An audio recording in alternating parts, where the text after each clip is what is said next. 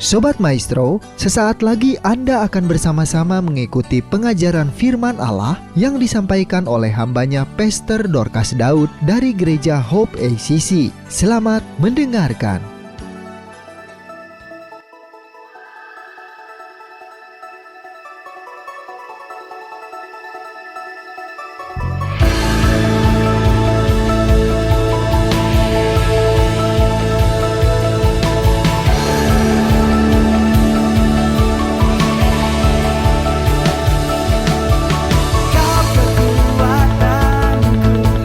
Kau sumber pengharapan dan masa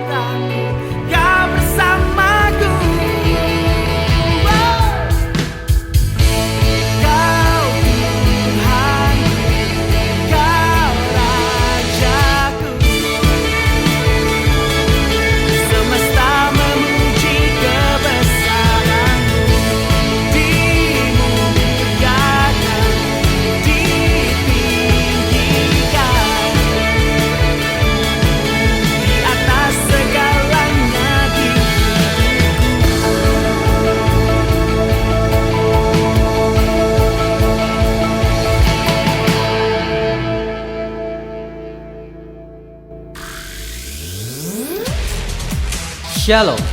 Anda akan mendengarkan program Kuasa dalam Firman-Nya yang disampaikan oleh Pastor Dorcas Daud dari Hope ACC dan Dorcas Ministries. Selamat mendengarkan. Shalom.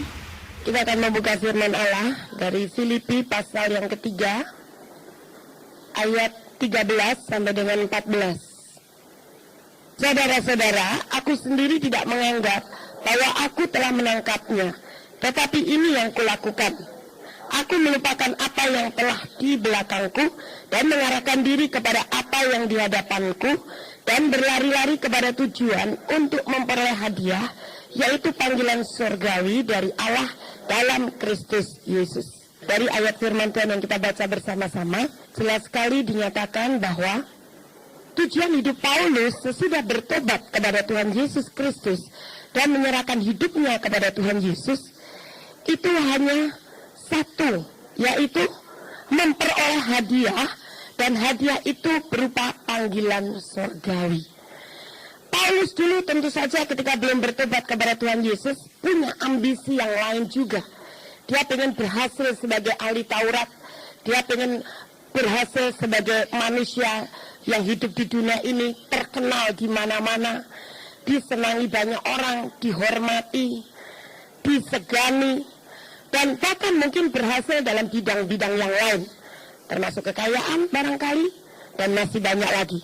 Tapi ketika Paulus kemudian berjumpa dengan Yesus yang pada waktu itu bernama Saulus, ketika dalam perjalanan menuju Damsyik untuk membunuh orang-orang percaya dengan membawa surat kuasa dari para penguasa setempat, tiba-tiba Saulus dikejutkan dengan kehadiran Yesus secara supranatural. Dan perjumpaannya di jalan menuju Damsyik inilah yang merubah seluruh tujuan hidup Saulus. Saulus sekarang tidak lagi mementingkan ambisi pribadi, tidak lagi mementingkan dirinya sendiri, dan tidak lagi hidup buat dirinya sendiri, tetapi sekarang Saulus adalah Paulus yang mempunyai tujuan hidup, memperoleh hadiah, yaitu panggilan surgawi yang Allah kehendaki dalam hidup saudara dan saya, sama dengan apa yang ada di dalam Paulus. Dulu kita mempunyai banyak ambisi, kita ingin menjadi orang yang sukses, sukses dalam segala bidang, sukses dalam rumah tangga, sukses dalam pekerjaan. Kita menjadi orang yang berhasil karena kita orang yang kaya raya, kita menjadi orang yang terkenal, kita menjadi orang yang dihormati, dan sebagainya. Tetapi ketika kita sudah bertobat kepada Tuhan Yesus Kristus, apa yang perlu terjadi perubahan di dalam diri kita? Sama dengan Paulus, hidupku sekarang bukan aku lagi, tapi Yesus yang hidup di dalam aku. Kita mestinya juga punya tujuan hidup yang sama. Sekarang tujuan hidupku bukannya buat aku lagi, tapi hanya untuk Kristus. Sampai-sampai Paulus juga berani mengatakan bahwa kalau aku mati itu adalah keuntungan. Tapi kalau aku harus hidup, bagiku hidup itu adalah untuk Kristus. Ini satu peneguhan daripada tujuan hidup Paulus. Satu-satunya hidupnya sekarang hanya untuk Kristus. Memperoleh hadiah, yaitu panggilan surgawi. Tapi banyak orang Kristen masih belum sampai ke sana. Banyak orang Kristen masih hidup buat diri sendiri, atau paling tidak setengah-setengah. Kadang-kadang terlalu sering mementingkan diri sendiri, memikirkan diri sendiri. Tapi kalau tiba-tiba dia tertemplak oleh satu khotbah atau satu ayat firman Tuhan yang mungkin dia baca sendiri dari Alkitab, dia sadar, wah ternyata hidup bagiku sekarang buat Kristus. Harusnya saya sekarang tidak menjadi orang Kristen yang egois, orang Kristen yang buat diri sendiri. Apa-apa buat diri sendiri, apa-apa buat diri sendiri, apa-apa buat memuaskan ambisi sendiri, tapi hanya buat Kristus. Tapi karena berbagai pertimbangan, berbagai hal yang memberatkan hatinya untuk ambil keputusan, oke, sekarang bagiku hidup untuk Kristus.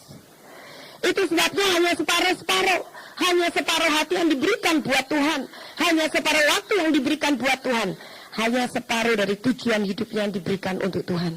Bahkan kadang-kadang tidak hanya separuh, kurang dari separuh, seperempat mungkin, sepertiga mungkin.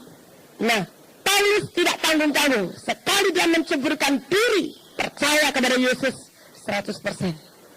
Itu sebabnya sampai dia rela berlari-lari untuk mengejar sesuatu, yaitu hadiah. Hadiah itu adalah berupa panggilan surgawi. Nah sekarang, untuk memperoleh panggilan surgawi itu, apa yang perlu kita lakukan?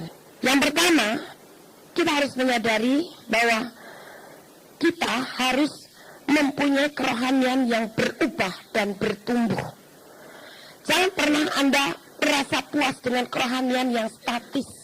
Kepuasan seperti ini tidak akan pernah mendorong kita untuk lari terus memperoleh hadiah, yaitu panggilan surgawi. Roh Kudus selalu akan menolong kita mempunyai kehausan dan kelaparan terhadap perkara-perkara rohani. Tapi kemanakah kita akan melabuhkan hati kita dan tujuan hidup kita? Itu adalah keputusan kita sendiri. Kalau kita mau mengikuti terus dorongan dan gerakan Roh Kudus untuk kita rakus dengan perkara-perkara rohani, maka kau akan terus mampu berlari-lari sampai menuju kepada tujuan. Untuk apa kita harus mengalami perubahan di dalam kerohanian? Supaya kita bisa bertumbuh. Kita tidak bisa menjadi orang Kristen sama seperti 1 tahun yang lalu, atau bahkan menjadi orang Kristen sama seperti hari kemarin. Setiap hari kita harus mengalami perubahan, dan setiap hari kita harus mengalami pertumbuhan. Karena adanya perubahan, itu membuat kita mengalami pertumbuhan. Pertumbuhan di dalam segala bidang, baik pertumbuhan di dalam hal kuasa, pertumbuhan di dalam hal iman, pertumbuhan di dalam hal karakter, pertumbuhan di dalam hal berkat, dan masih banyak lagi. Kembali kepada kehidupan Paulus, ketika dia kemudian mempunyai tujuan hidup sesudah bertobat pada Tuhan Yesus adalah memperoleh hadiah, yaitu panggilan surgawi. Sebenarnya perjalanan kekristenan Paulus luar biasa. Dia melakukan terobosan-terobosan sampai dia bisa membentuk gereja-gereja baru. Dia bisa mendirikan jemaat-jemaat yang baru. Dan dalam rangka pelayanannya, dalam rangka dia mengikuti rencana Tuhan, ada banyak hal mujizat terjadi dalam kehidupannya. Tanda-tanda yang ajaib daripada Tuhan Yesus selalu menyertainya. Dia banyak dikenal di mana-mana karena dia menyatakan tanda-tanda kerajaan Allah hadir di atas muka bumi. Dia sembuhkan orang sakit. Dia pikat hati banyak orang sehingga orang tertarik dan bertobat kepada Tuhan Yesus. Dia merebut banyak jiwa bertobat kepada Yesus. Dan dia juga, saya percaya, hidupnya diberkati. Sekalipun dia melayani Tuhan sebagai seorang pembuat tenda, tapi sebetulnya pekerjaan membuat tenda itu bukan karena dia kurang makan atau tidak punya uang, tapi karena dia tidak mau jemaat menuduh dia hidupnya bergantung kepada pemberian jemaat. Dan dia hanya mengisi waktu-waktu kosongnya. Dan saya percaya ketika dia membuat tenda-tenda, mulutnya terus dia berkomunikasi dengan Tuhan. Mulutnya terus beribadah kepada Tuhan. Fisiknya melakukan kegiatan duniawi, tapi roh dan jiwanya tetap berpaut kepada Tuhan. Itulah Paulus. Bahkan sampai pelayanannya mengembang ke seluruh dunia. Apanya yang kurang? Dia masih tetap berlari-lari untuk memperoleh hadiah. Apanya yang kurang? Karena bagi Paulus, tetap sampai panggilan surgawi itu harus terjadi dalam hidupnya. Mungkin Anda bertanya-tanya, apa yang dimaksud panggilan surgawi itu? Sebelumnya, saya akan terus mengajak Anda untuk meneliti ayat demi ayat sampai Anda mengetahui, oh panggilan surgawi itu seperti itu. Paulus tidak pernah puas, itu jelas. Terbukti sampai dia mencucurkan darah yang paling penghabisan. Dia tetap setia dan taat melakukan visinya Tuhan dalam hidupnya. Bukan lagi ambisi pribadinya, tapi rencana Tuhan yang dia kerjakan dalam hidupnya. Dia tidak pernah mau berhenti di tengah jalan, sebab dia tahu kalau berhenti di tengah jalan sebagai orang percaya, dia akan kehabisan waktu. Dia akan mengalami kerugian besar, dia akan kehilangan waktu begitu banyak, dan itu dia tahu bahwa semua adalah tipuan daripada setan dan iblis. Salah satu ciri yang menonjol dari sifat Paulus yang sudah bertobat pada Tuhan Yesus adalah dia tidak pernah mau kompromi dengan tipuan setan. Dengan cara apapun setan berusaha membujuk dia supaya kompromi dengan dirinya, tapi Paulus selalu menolak dengan tegas. Itu sebabnya kalau kita membaca surat-surat yang ditulis oleh Rasul Paulus, surat-surat yang isinya keras. Sampai Petrus pun juga mengakui dan menyadari memang Paulus itu pengetahuan pengajarannya begitu dalam, keras. Itu membuktikan bahwa Paulus pengajarannya keras. Mengapa? Karena sekali dia bertobat tidak mau tanggung-tanggung.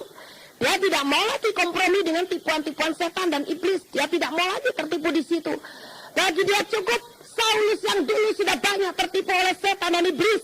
Sekarang Paulus yang sudah di dalam Yesus Kristus harus betul-betul menjadi manusia ciptaan baru dalam Yesus. Dia tidak lagi mau menenggelamkan dirinya atau campur tangan dalam urusan manusia lamanya.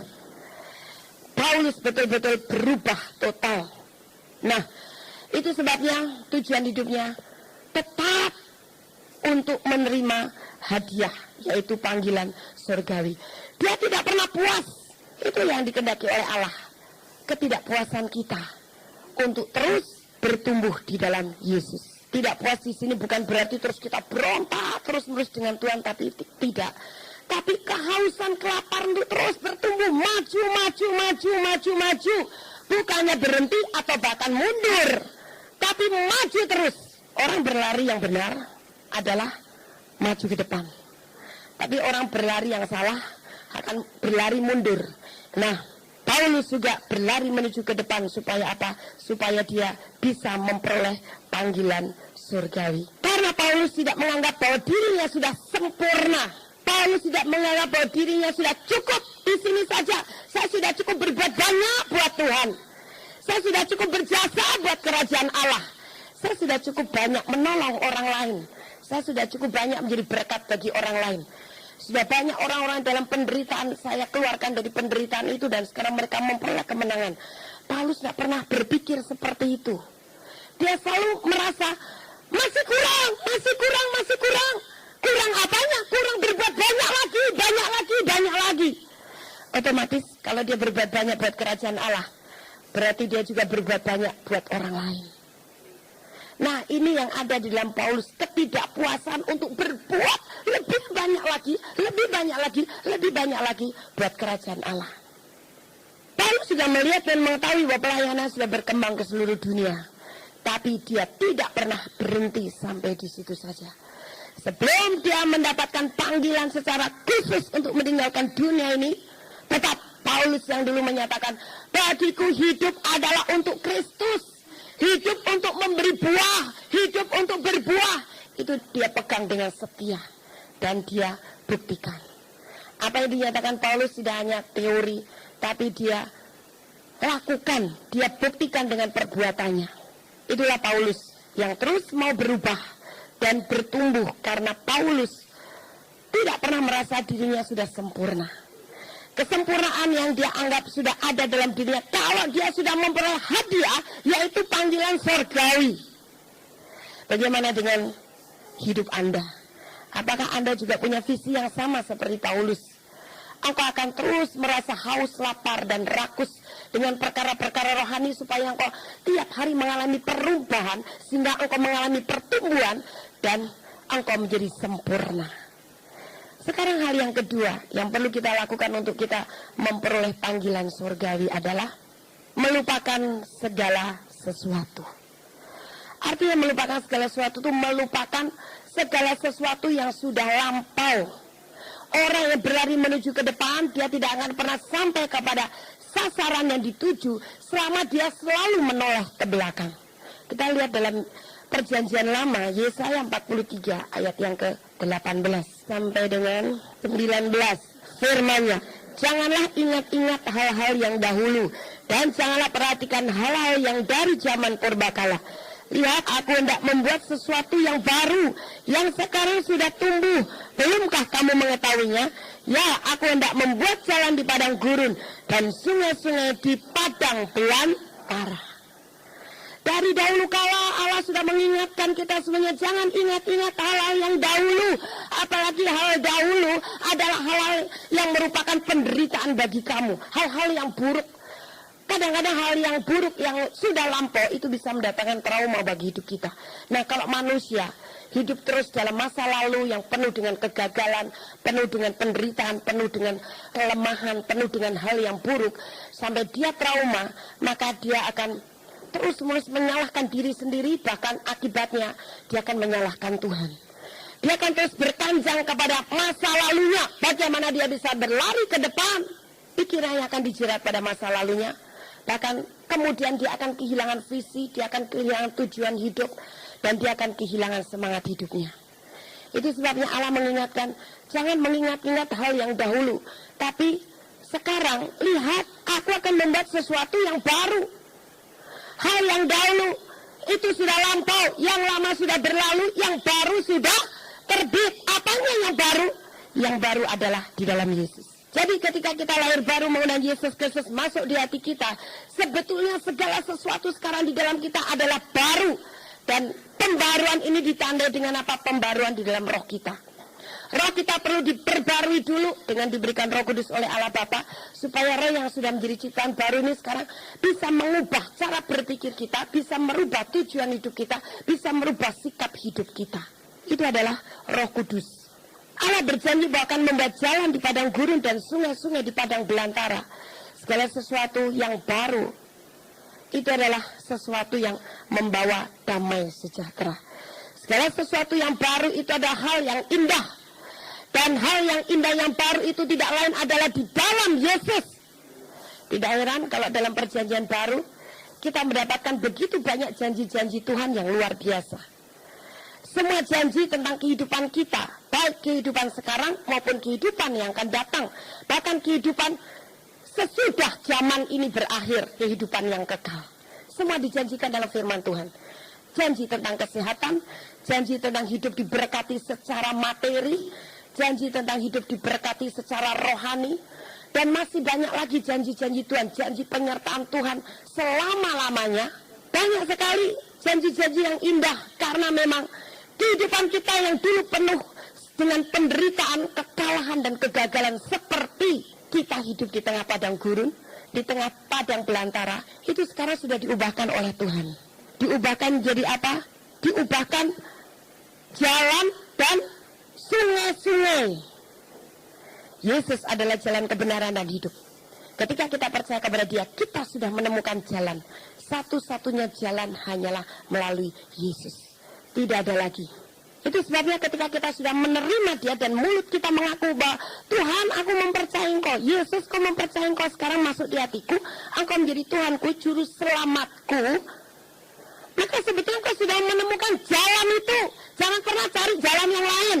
Mungkin Anda mencari jalan yang lain bukan dengan cara pergi lagi ke dukun kalau punya masalah, atau pergi ke paranormal, cara bagaimana tanya, apa sih akhir daripada masalah saya? Saya sudah capek menghadapi masalah. Anda tidak akan lagi melakukan seperti itu, saya percaya. Tapi dengan cara Anda mencari jalan sendiri dengan kekuatan pikiranmu, dengan kekuatan akal budimu, dengan kekuatan tubuhmu. Bahkan kadang-kadang kita bergantung kepada pikiran kita, pikiran yang licik.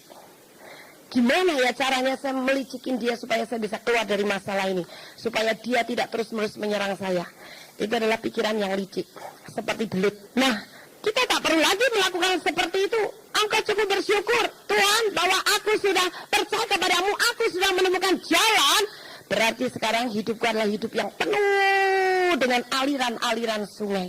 Saya tidak lagi menjadi padang belantara, saya tidak lagi menjadi tanah yang kering dan tandus, tapi saya menjadi tanahmu yang subur dan siap untuk ditaburi benih, dan setiap benih yang ditaburkan selalu bertumbuh dan berbuah. Dan berbuahnya itu adalah buah yang lebat. Nah, kita harus punya iman seperti itu. Sungai-sungai itu banyak sekali, ada sungai berkat, ada sungai tentang kuasa, ada sungai tentang karunia, ada sungai tentang karakter, ada sungai tentang iman. Semua sungainya Allah sudah ada di dalam kita, karena kita sudah menemukan jalan itu sendiri, yaitu Yesus Kristus. Nah, itu sebabnya kita sekarang perlu mengikuti jalan itu terus, tak perlu lagi kita berjalan ke belakang. Apa yang sudah kita lewati, hal-hal yang buruk di masa yang lampau, itu menjadi pelajaran berharga untuk kita. Bagaimana kita sekarang berjalan maju ke depan, tidak lagi mengulang kesalahan yang baru. Kalau engkau terus menoleh ke belakang, maka kesalahan yang lama itu akan terulang dan terulang terus.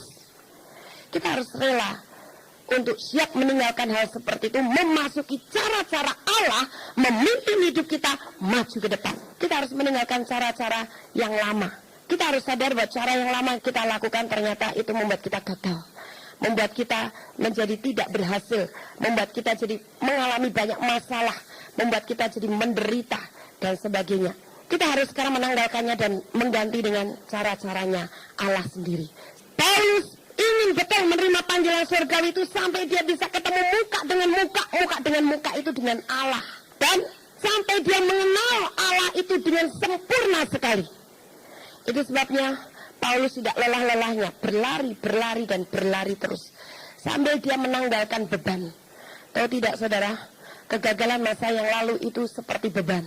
Bagaimana seorang pelari bisa mencapai garis finish dan berlari mendahului pelari-pelari yang lain kalau dia tidak berlari dengan membawa beban?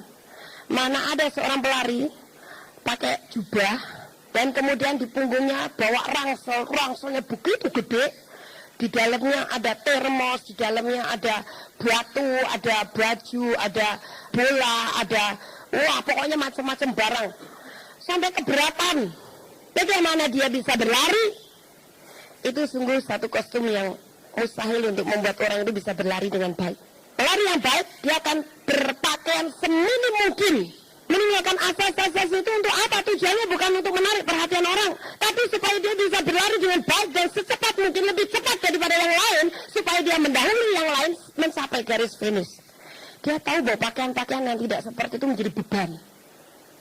Nah, itu sebabnya dia berpakaian seminim mungkin. Sama dengan orang Kristen. Kalau dia mau bertumbuh, dia harus mengalami perubahan di dalam cara berpikir.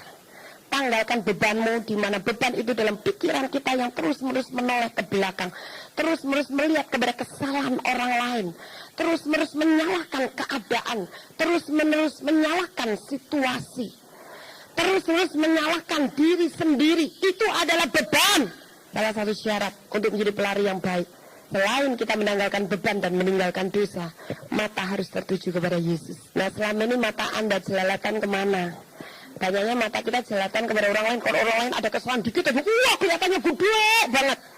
Tapi kalau dia sendiri melakukan kekeliruan yang sudah begitu besar, rasanya tidak salah terus. Tidak salah terus, yang salah orang lain melulu, yang salah Tuhan melulu. Bahkan ada yang kebalikannya, yang salah diri sendiri terus-menerus sampai akhirnya dia tenggelam di dalam perasaan frustrasi dengan hidupnya. Dia membenci diri sendiri. Ini pun juga merupakan beban. Nah, jadi kita harus siap pindah daerah dari kehidupan yang kanak-kanak menuju daerah kehidupan yang dewasa. Sekarang hal yang ketiga yang perlu kita lakukan untuk memperoleh panggilan surgawi itu adalah berlari-lari terus pada tujuan. Sekalipun ketika kita berlari-lari itu ada halangan dan tekanan. Setiap pelari selalu akan merasakan seperti ada tiupan angin yang begitu kencang. Kadang-kadang mungkin di kakinya ada kerikil yang berusaha untuk memperlambat larinya. Dan mungkin ada komentar-komentar dari para penonton yang memberikan komentar-komentar yang sinis, komentar yang negatif, komentar-komentar yang bersifat menjatuhkan mentalnya. Apalagi kalau penonton-penonton itu yang berkomentar adalah dari pihak lawan. Biasanya akan memberikan komentar-komentar yang berusaha menjatuhkan mentalnya. Sehingga kalau dia sudah jatuh mental, tidak ada semangat, tidak ada keberanian lagi untuk lari dengan secepat-cepatnya meninggalkan yang lain. Ataupun untuk lari terus. Nah, itu biasa saudara. Sebagai orang Kristen yang mau berlari-lari sampai kepada tujuan memperoleh panggilan surgawi, jangan takut akan halangan dan tekanan.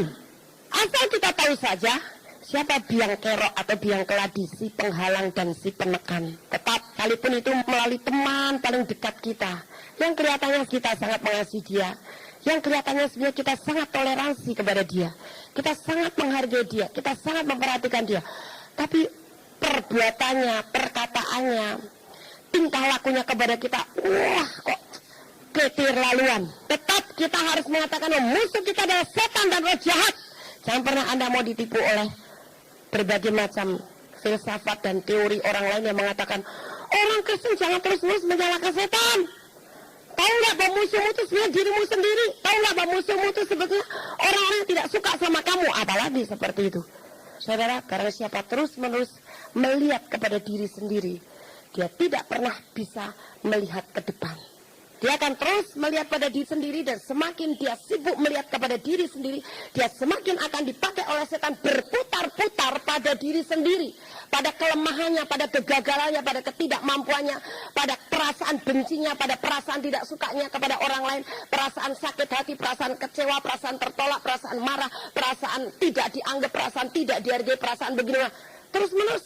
Jadi fokus atau titik pandangan dari orang ini kepada dirinya sendiri. Tahu tidak bahwa sejak kita percaya kepada Yesus, dilahirkan baru dan dipenuhi kuasa Roh Kudus, kita diberi alat pembajak. Untuk apa? Membajak ladang, membajak sawah, bekerja di ladang Tuhan. Bagaimana kita menjadi layak bagi kerajaan Allah sehingga kita bisa pakai alat pembajak itu menggarap pekerjaan Tuhan dengan berhasil dan memuliakan Tuhan. Syaratnya Yesus sendiri yang bilang, jangan menoleh ke belakang. Kamu tidak layak. Kalau menoleh ke belakang, kamu tidak akan belajar apa-apa.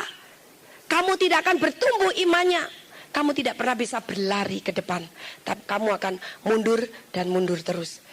Nah, itu sebabnya saudara, kita berlari-lari sampai kepada tujuan, walaupun ada banyak halangan dan tekanan, dan kita akan mampu melewatinya.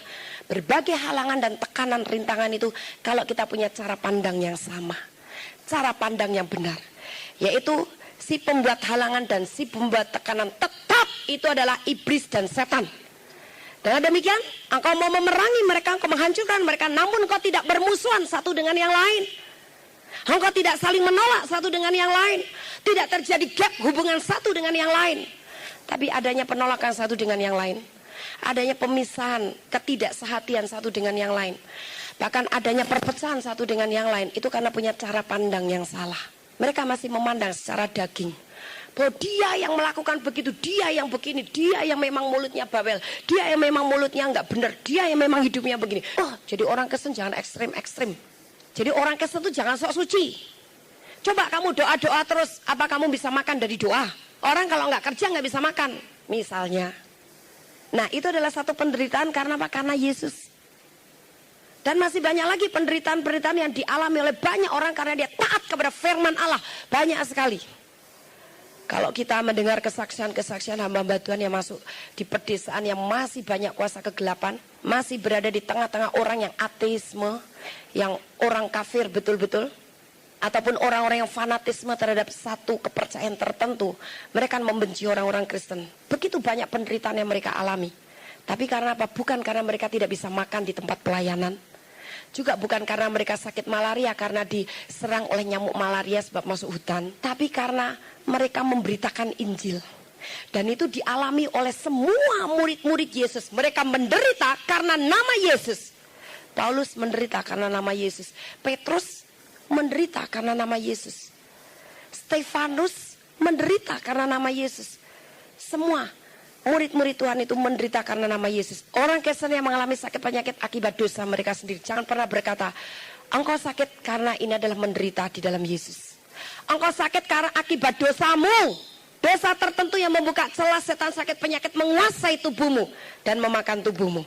Nah, jadi untuk menjadi serupa dengan Yesus, dia di sini yang dimaksud adalah Yesus. Kita harus, untuk menjadi serupa dengan anaknya, kita harus mau bersekutu dengan penderitanya. Artinya apa? Kita demi firman-Nya sekalipun kita akan mengalami deraan, cemoohan, kita akan dikucilkan, kita akan diperguncingkan, tapi demi kebenaran firman-Nya kita rela menerimanya. Dan pada saat kita ditindas karena kebenaran, disitulah kemuliaan itu semakin nyata dalam hidup kita. Tapi sekarang tangguh-tangguhan, tekun-tekunan. Setan berusaha kita untuk tidak tahan menghadapi tekanan akibat kita melakukan kebenaran firman Allah. Akibat kita mempercayai kebenaran firman Allah. Iblis berusaha merongrong iman kita seperti kanker. Suatu saat bisa mematikan, membinasakan iman kita. Itu tujuannya. Tapi sekarang kita adu tekun dengan setan dan iblis. Kalau kita tetap tekun dengan Yesus, maka kita akan menang. Lihat, kemuliaan Allah akan semakin nyata dalam hidupmu. Sebab Allah meninggikan orang-orang yang mau menderita karena nama Dia. Allah akan meninggikan. Manusia kadang-kadang berusaha meninggikan kita, tapi peninggian daripada manusia itu bukan peninggian yang tulus, bukan peninggian yang murni. Itu peninggian yang semu dan suatu saat justru akan menjatuhkan kita. Tapi peninggian daripada Allah sendiri karena kita mau menderita di dalam Yesus, maka akan membuat kita sempurna seperti Dia. Yesus kemuliaannya sangat sempurna. Kalau engkau mau memiliki kemuliaan yang sempurna seperti apa yang dimiliki oleh Yesus, kita perlu menderita karena nama Yesus. Jadi jangan takut engkau diteror oleh saudara, keluarga karena engkau taat pada firman. Bahkan mungkin suamimu sendiri yang tidak suka engkau terlalu tekun baca firman, tidak suka engkau terlalu sering pergi ke persekutuan doa, atau tidak suka engkau memuji menyembah Tuhan pada pagi hari karena membuat bising. Dia sedang enak-enak tidur. Jangan engkau kemudian bermusuhan dengan dia, tapi doakan dia. Dan engkau harus tetap lari sampai apa? Sampai engkau sempurna seperti Yesus. Nah sekarang 1 Petrus 4 ayat 1-2. Jadi karena Kristus telah menderita penderitaan badani, kamu pun harus juga mempersenjatai dirimu dengan pikiran yang demikian. Karena barang siapa telah menderita penderitaan badani, ia telah berhenti berbuat dosa. Supaya waktu yang sisa jangan kamu pergunakan menurut keinginan manusia, tetapi menurut kehendak Allah.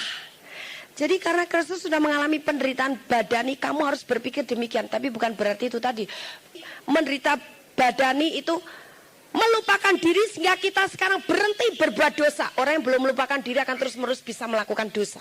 Jangan setiap orang yang sudah punya benih ilahi tidak bisa berbuat dosa, kata firman Tuhan. Tapi mengapa kenyataannya orang Kristus sudah dilahirkan baru masih bisa berbuat dosa? Karena dia tidak pernah mengalami penderitaan badani. Artinya tidak pernah menyangkal diri. Akibatnya dia melakukan dosa lagi. Dosa marah, dosa jengkel, dosa sakit hati, dosa dendam, dosa kecewa, dosa tertolak, dosa berzina, dosa-dosa yang lain. Ya, dosa menghakimi orang, dosa mencela orang, dosa menfitnah orang, dan sebagainya. Karena apa? Dia belum menyangkal diri, dia belum mengalami penderitaan badani. Bagi orang dunia menyangkal diri seperti menderita secara badani. Karena nanti ikut Tuhan, Roh Kudus melarang kita begini, melarang kita begitu. Jadi dunia kita sempit dong.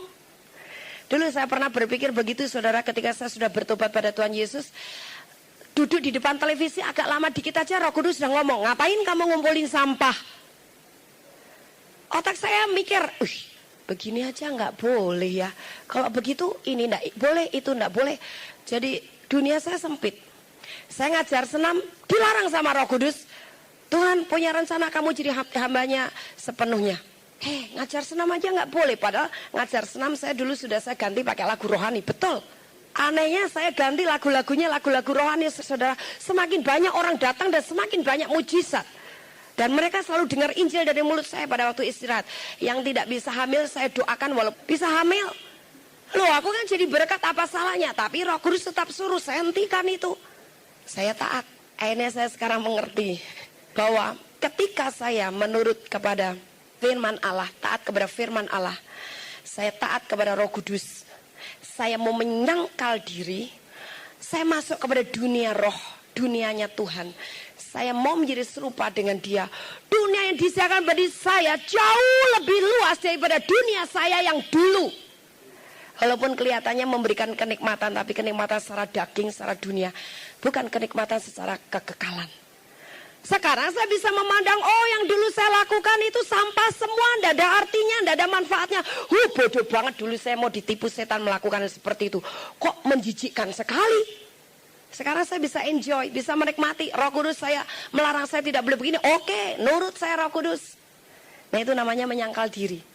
Begitu engkau mau menyangkal diri, ternyata kau melihat dunia yang disediakan oleh Allah dalam Yesus Kristus begitu luas dan kaya raya.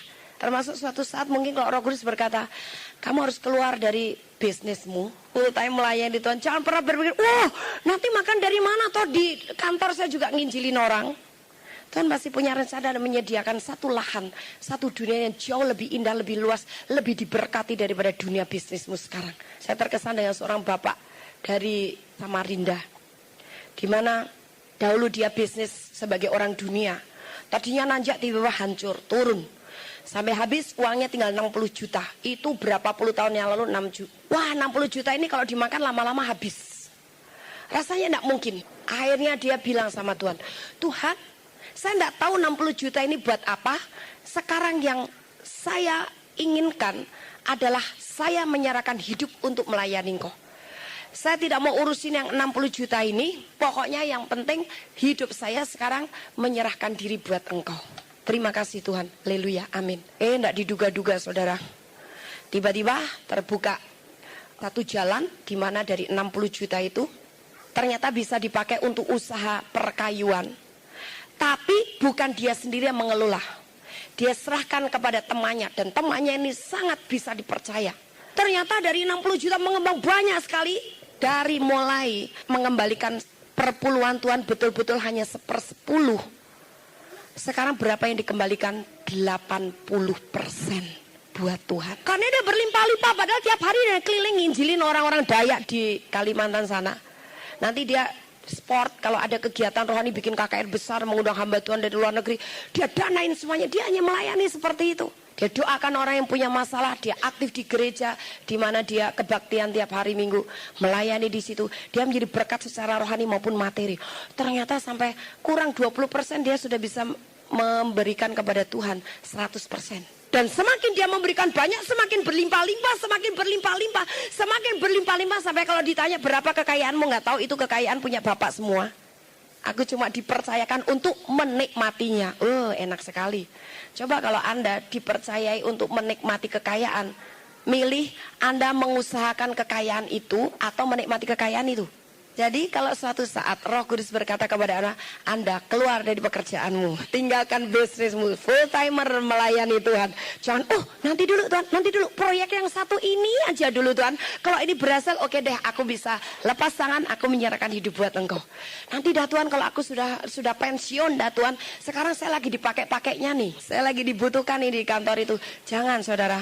Apa yang dikatakan Roh Kudus, taat, maka itu berarti engkau menyangkal diri. Engkau masuk kepada rencana Allah yang sempurna. Itulah penyangkalan diri. Engkau tidak memaksakan rencanamu sendiri, tapi membiarkan rencana Allah terjadi dalam hidupmu. Nah, jadi kita sekarang tahu bahwa penderitaan itu bukanlah satu pengorbanan, tapi ketaatan. Nah, untuk kita menjadi serupa dengan Dia, kita memperoleh panggilan surgawi. Hal yang keempat adalah ketaatan. Sampai apa? 1 Petrus 4 ayat 2 tadi mengatakan, supaya waktu yang sisa jangan kamu pergunakan menurut keinginan manusia, tetapi menurut kehendak Allah. Sampai semua yang terjadi dalam hidupmu itu hanya kehendak Allah, bukan kehendakmu sendiri. Ikutilah cara-cara Allah yang membawa engkau menuju ke satu arah atau ke satu tujuan, dengan menanggalkan semua pikiran-pikiran yang dikuasai oleh emosi, dikuasai oleh perasaan dari keinginan hati sendiri. Sekarang tanggalkan, ngikutin saja cara-caranya Allah, maka engkau sampai kepada tujuan. Perhatikan siapa yang menang dalam Wahyu pasal yang ke-12 ayat yang 11. Dan mereka mengalahkan dia oleh darah anak domba dan oleh perkataan kesaksian mereka, karena mereka tidak mengasihi nyawa mereka sampai ke dalam maut. Ini siapa yang menang sampai bisa mengalahkan setan dan iblis dan menyanyikan nyanyian kemenangan. Dia layak menang karena darah anak domba.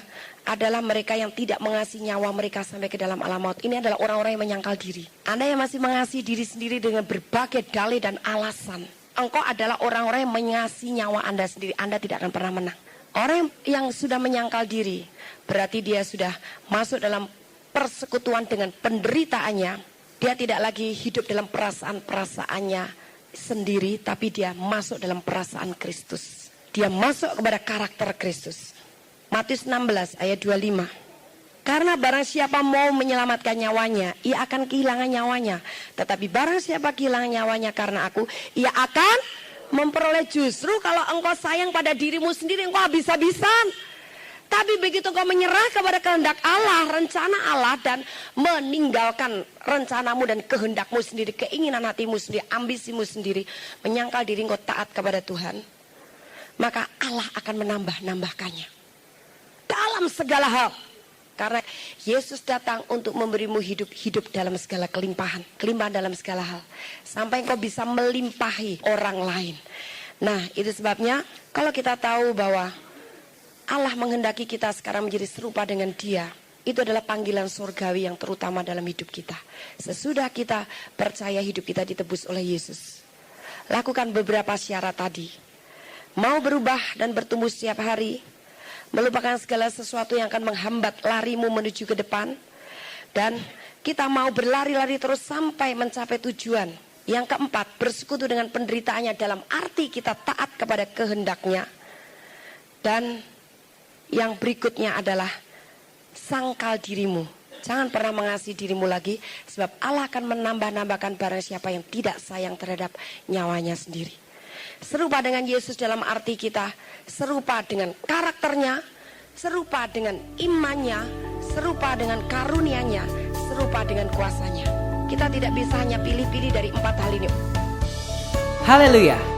Kami percaya Anda pasti diberkati oleh firman Tuhan yang disampaikan oleh Pastor Dorcas Daud STH dari Hope ACC dan Dorcas Ministries. Dan bila Anda memiliki pertanyaan seputar kegiatan pelayanan kami, Anda dapat menghubungi kami di 08 222 703 0006. Sekali lagi di 08222 703 0006. Sampai jumpa kembali. Tuhan Yesus memberkati.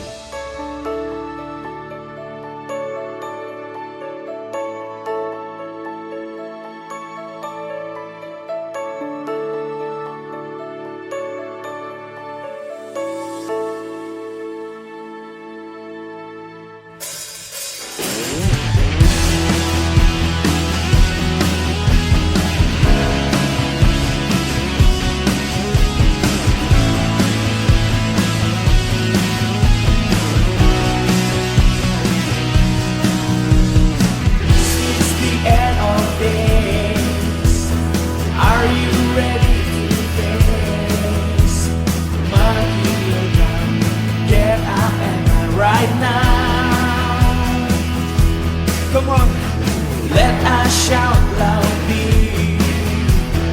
Prepare the way for Him, so the world will know He is near. And now, let's go to the world. Let's go to the nations. To them His grace. And now the time has begun.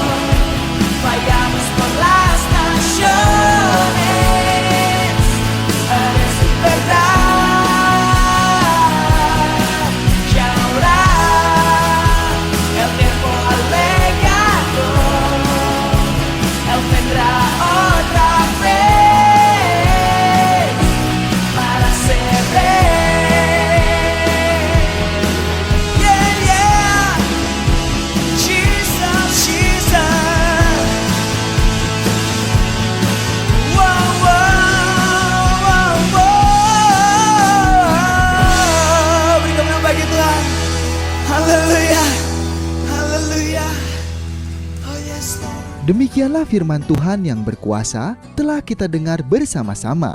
Dan kami percaya Anda sangat diberkati.